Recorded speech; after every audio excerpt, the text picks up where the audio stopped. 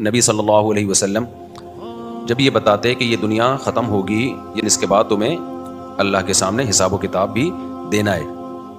अगर बुरा करोगे तो उसका अजाब आएगा, अच्छा करोगे तो उसका अच्छा बदला मिलेगा। तो मुशरिकीन और काफिर लोग क्या कहते हैं, भाई जो अजाब आएगा तो अभी ले आओ आप। लिमा तस्ताजिलून सय्यिअ बिल हसना, पैगम्बर कहते थे कि तुम बजाय इसके कि तौबा करो और अपने गुनाहों को माफ़ करवाओ, तुम तौबा के बजाय अजाब में जल्दी क्यों करते हो। तो नबी सल्लल्लाहु अलैहि वसल्लम जब ये बताते कि एक टाइम है, मुतय्यन है, क़यामत एक वक्त पे आएगी, वो तुम्हारी मर्जी पे नहीं आएगी, तो अगला उनका सवाल होता था फिर वो कब आएगी।